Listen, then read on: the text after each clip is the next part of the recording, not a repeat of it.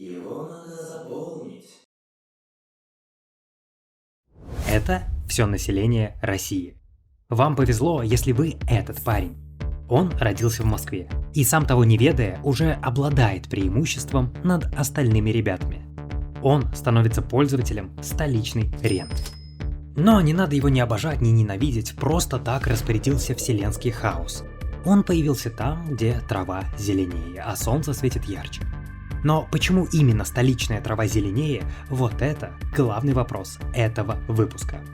Вы все знаете, что в Москве крутятся большие и даже огромные деньги, что зарплаты отличаются от регионов раза в 2-3. Но как такое вышло? Как произошло такое, что экономика Москвы – это пятая часть экономики вообще всей страны? Вот есть 9% жителей России, и они производят 20% всех товаров и услуг во всем государстве. Оставшиеся 80% экономики в неравной степени распределены между 84 регионами. Притом со столицей не может состязаться ни главный нефтегазовый центр, ни Петербург и ни даже Московская область. Кстати, вот вы узнали, где крутится 40% экономики страны. В Москве, в области, Питере и в Тюменской области. Прикольно, да? Оставшиеся 60% распределены на 81 регион. Чувствуете запах централизации? Стоит ли говорить, что Москва, в отличие от других субъектов, очень самостоятельна? Она своими силами пополняет свой бюджет аж на 2 с небольшим триллиона. Это просто колоссальная сумма. Для сравнения, Московская область насобирала в 4 раза меньше, хотя людей там проживает меньше только в 1,5. Да, кстати, для кого-то может быть новостью, Москва не входит в Московскую область. Город Москва как бы отдельный регион. То же самое и с Петербургом. Это города-регион. Отрыв от Питера тоже существенный. В 4 раза больше самостоятельных денег, хотя население в Питере меньше только в 2. А сравнивать с другими регионами даже стыдно. У меня вот перед глазами рабочая таблица с данными. Давайте я сейчас возьму абсолютно рандомно. Ну вот получилась 31 область. Со всеми городами внутри, со всеми 62 миллионами жителей, а самостоятельные источники финансирования бюджета – это вот 2,9 триллиона. Цифра больше, конечно, но сопоставимая с одной лишь Москвой. Короче, вы поняли, что денег там просто дохренища, хоть какую статистику не подбивай. Как к ней не подбирайся. И тут сразу пауза. Те, кто смотрит этот видос и не понимает, что за самостоятельные источники финансирования, что такое бюджетные трансферты, почему в городах России денег нет, как распределяется НДФЛ, НДС, НДП, налог на прибыль и почему мэр не может быть в оппозиции губернатору, то тыкай предыдущий видос. Прежде чем узнать, почему Москва такая богатая, нужно узнать, почему регионы такие бедные. Как говорится, если ты не принимаешь меня таким, то и недостоин такого. А мы прыгаем в причины всех этих бешеных финансовых перекосов.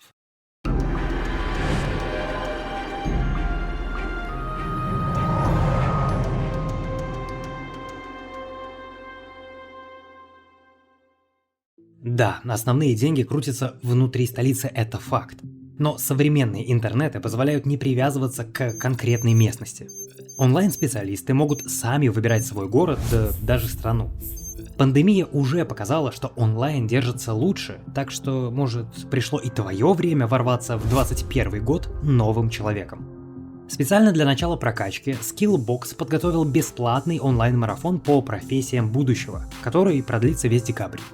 Там обсудите самый главный вопрос – как выбрать профессию в дизайне, маркетинге, программировании, геймдеве, как стать Явой или Python разрабом, что там по бизнес-аналитике и киноиндустрии. Вести тренинги будут настоящие мастера своего дела из Мейла, Microsoft, Яндекса, да даже будет официальный голос Брэд Питта. Я знаю его имя, а не должность. Ну и конечно, как без новогодних подарков. Участники смогут выиграть MacBook Air, iPhone или AirPods. Если тебе по кайфу эта движуха, то кликай ссылку в описании, регистрируйся в бесплатном марафоне и готовься к 2021 году.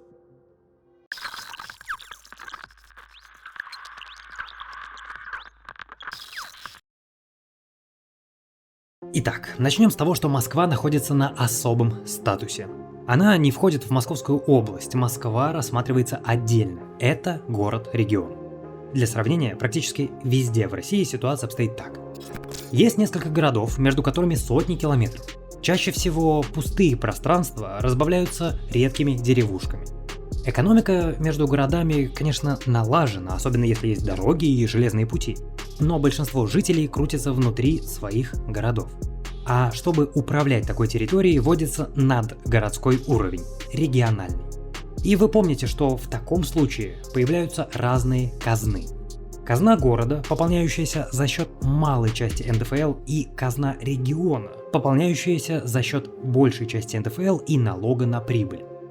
Но у Москвы ситуация иная.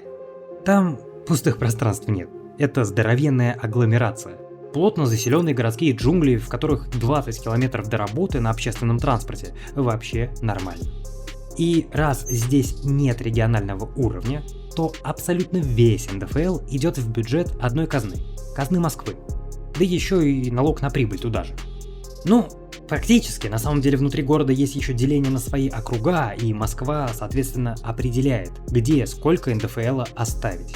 Но, как правило, там не остается и 1%. То есть вся Россия живет по правилу.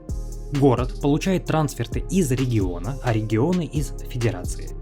У Москвы же связь с федерацией напрямую.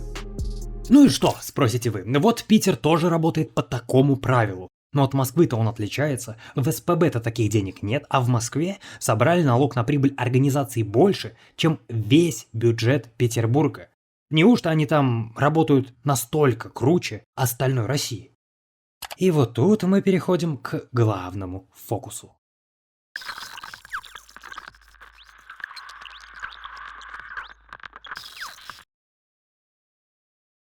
Когда мы говорим «в такой-то области столько-то налог на прибыль», в голове возникает абстрактная картинка.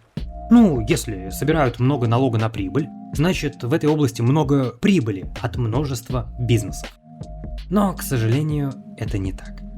Крупнейшими налогоплательщиками являются конкретные компании, которые вы знаете. Если взять самые крупные компании, вот вы видите их на экране, обратите внимание на место их регистрации. Москва, Москва, Москва, Москва, Москва, Сургут, СПБ, Краснодар, Москва, Москва. В общем, вы поняли. В чем здесь суть фокуса? Условная Роснефть, которая обрабатывает месторождения в Тюменской области, заправки строит по всей России, но зарегистрирована в столице. И именно туда платит налог на прибыль. А теперь перенесите эту схему на все остальные крупнейшие компании, типа там Газпромов, Лукойлов, Сбербанков. Если быть более точным, то из списка 500 крупнейших компаний страны в Москве зарегистрировано 296. А 70% выручки этих компаний сконцентрировано, вы понимаете, в столице. То есть по всей стране работают крупные компании, многие из них сырьевые, как бы представляют из себя национальное достояние. Но налог на прибыль в большинстве своем уходит туда, где располагается штаб-квартира. В случае нашей страны это Москва. И такой сверхконцентрации больше нигде не увидишь. Можно сравнить с США. Там столица — это всего лишь административная столица, где прописано лишь 11 компаний из Fortune 500. Столицей бизнеса же считается Нью-Йорк, 54 компании. Столица IT — Калифорния, многие перебираются в Техас и прочие штаты. Да и в принципе штаб-квартиры равномерно рассредоточены по стране. А Вашингтон вообще среди, скорее аутсайдеров. В Канаде, касательно бизнеса, на первом месте будет не Оттава, а Монреаль, Ванкувер или Торонто. Да даже в Китае Пекин уравновешивается Шэньчжэнем и Гуанчжоу. У нас же Москва и столица, и бизнес-центр, и IT-хаб, и центр инноваций, вообще все. Кстати, мало кто помнит, но наш ответ Кремниевой долине изначально располагался на территории Московской области и, соответственно, находился в управлении области. Но гены централизации оказались настолько сильны, что Москва решила отобрать клочок земли у области, где проходило строительство Сколково. И вуаля! С 1 июля 2013 года территория Сколково успешно вошла в состав Москвы. То есть даже тут не смогли устоять. И не думайте, что это мы, диванные либерасты, тут нагнетаем. Еще в 2013 году Дмитрий Медведев хотел приказом переселить госкомпании из Москвы в регион, а Валентина Матвиенко вообще предлагала. Перевести головной офис «Газпрома» в Тюмень, Роснефти в Сибирь, Ростехнологий РЖД на Урал, Русгидро в Красноярск. Это позволит распространить экономическую жизнь и даст толчок развитию в регионах не только экономики, но и образования, здравоохранения, социальной инфраструктуры. Знаю, какое мощное сопротивление будет, если эта идея будет предложена. Конечно, все хотят ближе быть к Москве, все хотят жить на Рублевке. Но сегодня эти аргументы, они разбиваются современными информационными технологиями, интернетом и другими.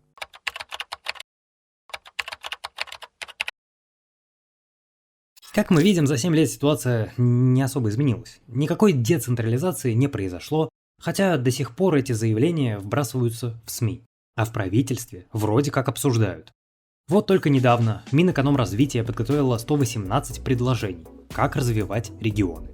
И один из пунктов – это переезд чиновников, госкорпораций, их штаб-квартир и дочек из Москвы и Питера в регион. Но дальше обсуждения дело не движется. Кто-то объясняет такое положение дел историей и географией. Мол, Россия всегда была окружена врагами, постоянно была вынуждена вести войны, а значит, нужен удаленный от границ центр и крепкая рука, быстро принимающая решения. Как бы то ни было, имеем, что имеем, и такое стремление к централизации приводит к аномалии.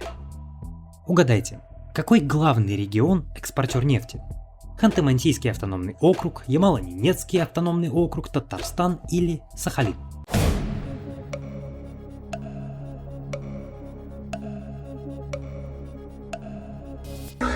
Конечно, Москва. Неужели вы думали, что у нас главные экспортеры – это главные регионы добычи и переработки? Вы что?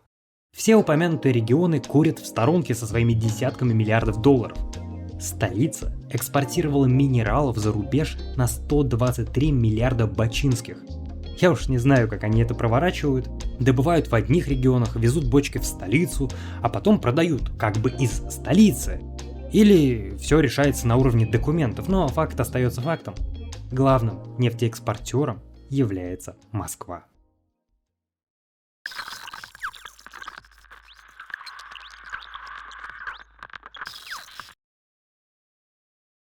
А теперь давайте соберем всю картину.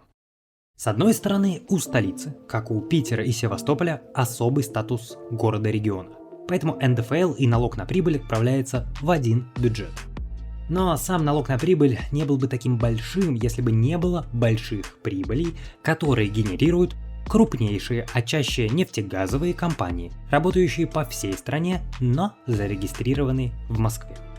Все это стимулирует высокооплачиваемые рабочие места столицы. Более того, все движется по инерции. Все крупные игроки понимают, что находиться в столице просто удобнее, чтобы лоббировать свои интересы. Иными словами, договариваться с правительством, а кому-то даже с Кремлем. И не забывайте, что в столице также обитают распределители федерального бюджета. Это тоже накладывает определенный отпечаток. Я думаю, не надо пояснять, что хоть формально распорядители федерального и столичного бюджета – это разные люди, но между ними существуют определенные связи. Чего стоит недавний кейс, как бюджет столицы выделил дочери федерального чиновника 16,5 миллионов на продвижение в соцсетях. И не надо быть Навальным, чтобы понять, что это всего лишь верхушка айсберга. А текущее положение дел очень лаконично описывают сотрудники РАН. Таким образом, бюджет города получает большие доходы за счет налога на прибыль зарегистрированных в Москве крупных государственных и частных компаний, за счет налогообложения фонда оплаты труда сотрудников их штаб-квартир и сотрудников федеральных органов власти, а также косвенные доходы, за счет налогообложения бизнеса, сформированного под воздействием спроса с их стороны. При этом, несмотря на то, что столица и так успешно собирает триллионы рублей, Федерация продолжает выделять деньги в Москву. В 2018 году, например, выделили 77 миллиардов. Копейки, конечно, по сравнению с самостоятельными доходами, но 77 миллиардов – это весь бюджет, например, Пензенской или Кировской областей.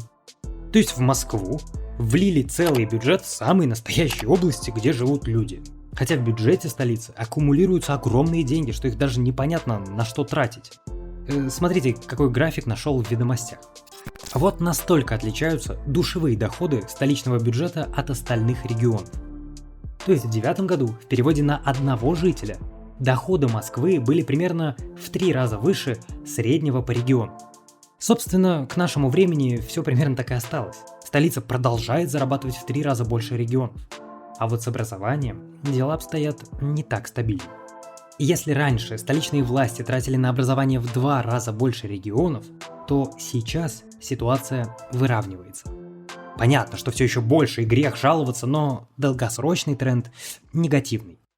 Притом такой же тренд обнаружили и мы. Если посмотреть, как изменилась доля расходов бюджета, то с образованием беда, а здравоохранение просело практически в 2 раза. За что действительно душа спокойна, так это за расходы на благоустройство. Ну, красивая Москва, согласитесь, плиточка новенькая. И это правильно, столица же. Вот в начале десятых расходы были в 4-5 раз выше регионов. Но затем траты на благоустройство взлетели как курс биткоина, примерно в 4 раза. То есть сейчас на облагораживание улиц тратят в 20 раз больше, чем в других регионах. И еще раз, это в пересчете на одного жителя, а не абсолютные значения. Так что похорошевшая Москва при Собянине – это не просто мем. Давайте его тоже на графику поставим. Все постоянно говорят, что Россия – это экономика регионов, но это только говорят. Пока существуют 2 России – московская и вся остальная. Хотя эксперты, занимающиеся этой темой серьезно, выделяют целых 4 России. Поэтому давайте закончим выпуск как раз ее словами. Если бы Москва не имела столь высоких рентных доходов, потоки трудовой миграции более равномерно распределялись бы между крупными городами России. А мы благодарим YouTube-спонсоров и патронов нашего ордена за распределение своих доходов на нашу работу. Спасибо гэпникам, героям, консулам, верховным магистрам, Давиду Большову и Верштейну. Все остальные могут помочь распространить этот ролик и написать туда пару комментариев. Увидимся на следующей встрече. Yeah.